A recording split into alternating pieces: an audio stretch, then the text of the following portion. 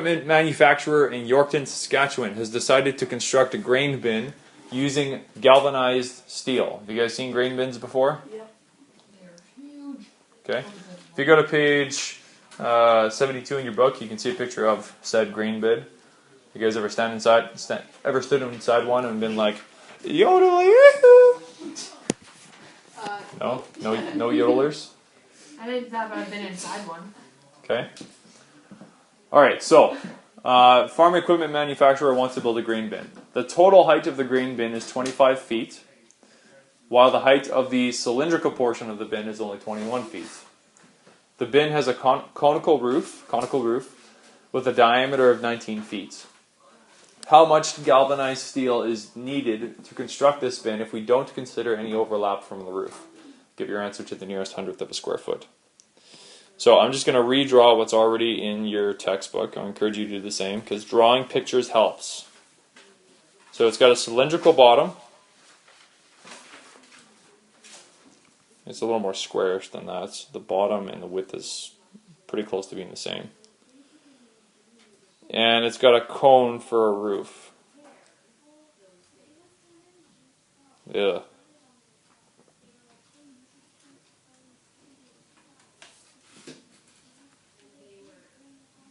There we go.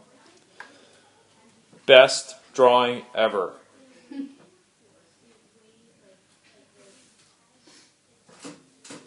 So it says, let's add some dimensions. The total height is 25 feet. What's that distance? It's from where to where? The very bottom all the way up to the very top. You could go through the center if you like, yeah, but it doesn't really matter. So the entire thing is 25 feet, which sounds like a reasonable measurement for a grain bin. The cylindrical portion is only 21 feet high, so that's this chunk here. And the diameter of the roof is 19 feet. I should put it near the roof. So the diameter of the roof is 19 feet. Good? You'll notice they've got a little bit of overlap here. Right? Here and here. I just kind of exaggerated a little bit. They want you to ignore that. Okay, so don't worry about the overlap. So, ready for this? Yeah, good. So I need to find how much steel I need in total. So let's talk about each of these shapes individually and what faces are going to matter when I find the surface area of them. Okay, let's think about our cylinder. Okay, what faces on that cylinder are going to matter?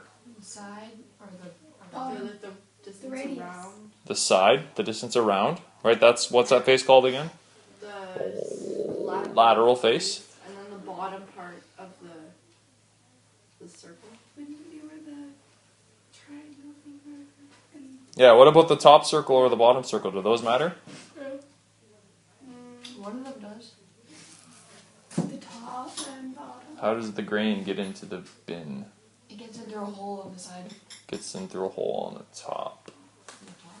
Yeah, you can see it. So if I want the grain to come in at the top, there's a hole up here, and it trickles down. Do I want it to stop here at the top of the cylinder? No, I want it to keep going The down. bottom one that matters. So the top circle doesn't matter. Neither does the bottom circle. Bottom circle is just going to be the ground. There's no floor. Usually they have a floor in it though. But I doubt it's made out of galvanized steel. It's probably made out of concrete. Right? So the only faces we care about are, well, for the cylinder, is just the side. Right? So let's look at the formula for the surface area of a cylinder. Do you guys remember it? Gave it to you.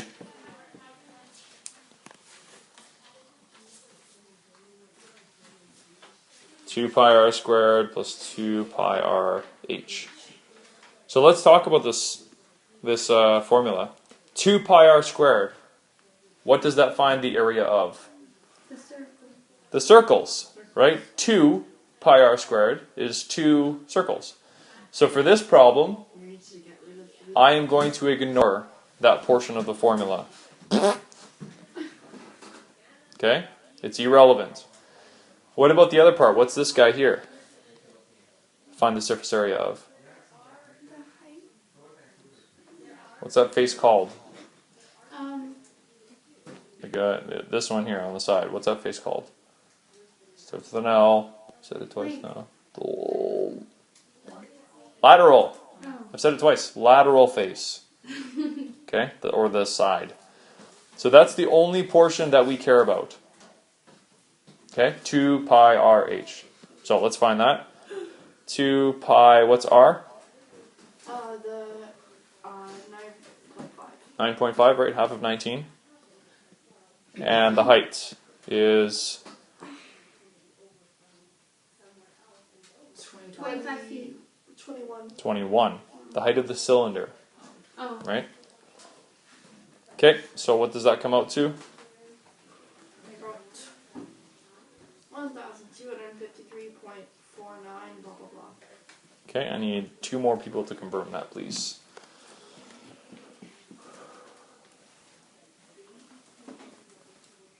What did you? Yeah, I got that. Got that? One more person?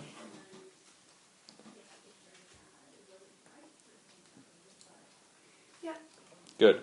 Okay. It would be helpful to store that for later, so just store it as A. We'll use it for later. Alright, so we got the cylinder taken care of. Now let's talk about the cone. What faces on the cone will matter? Just the lateral. The lateral face. Is there going to be a circle on the bottom? No. No, because then you can't get the grain inside the bin. So, surface area of the cone. What was that formula again?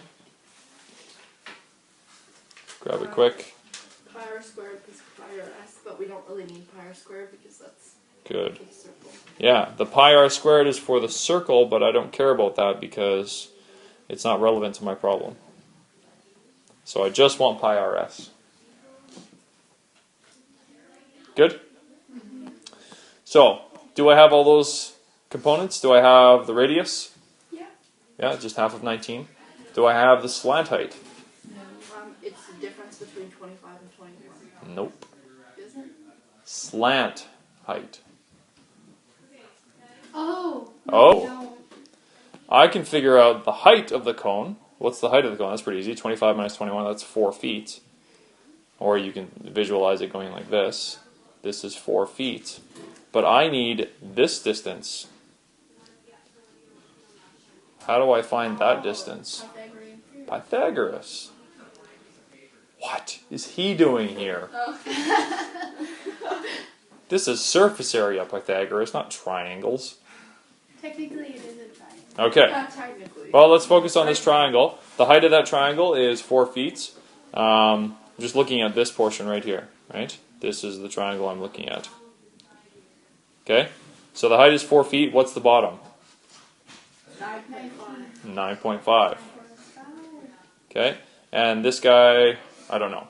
So A plus B equals. A squared plus B squared. Thank you. equals C squared. So I got a squared plus b squared equals c squared. Which of those letters do I know? You know A and you know B. I know A and B. The one I'm looking for is C, the hypotenuse, right? So I've got 4 squared plus 9.5 squared equals C squared. That's 16 plus 81. Half of 81 is 40.5. 121.5? Am I right? 106. Whoa, that was way off. 9.5 squared? Let's see. 9.5 squared? Yeah. 90.25. Oh man, that was awful. 90.25? Yes. Okay, and then you add them together.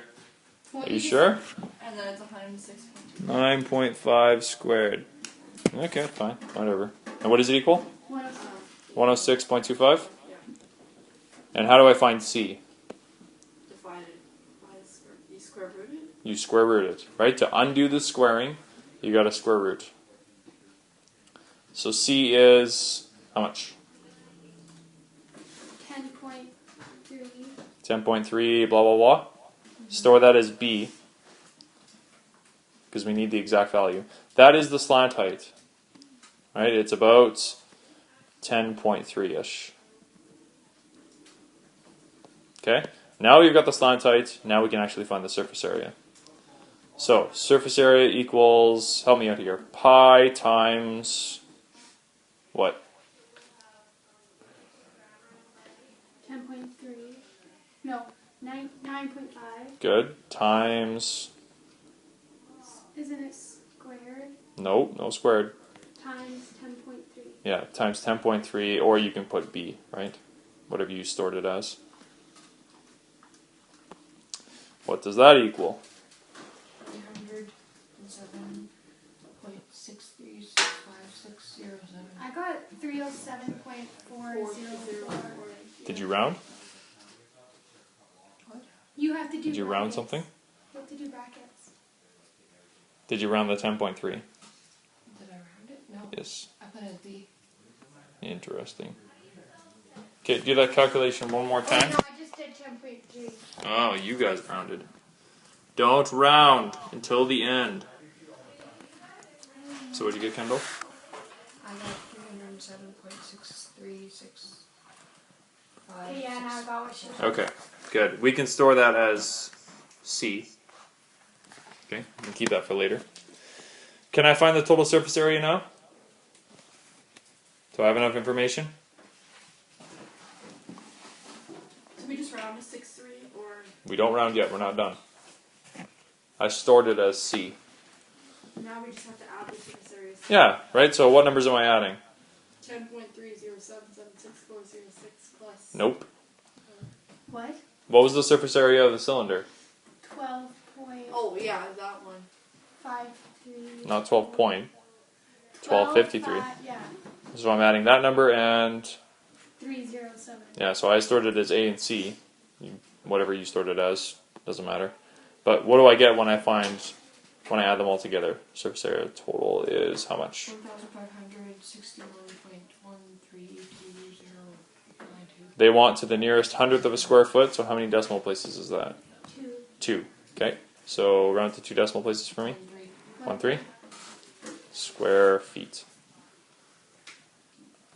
Oh look, that's what they have in the book. Yay!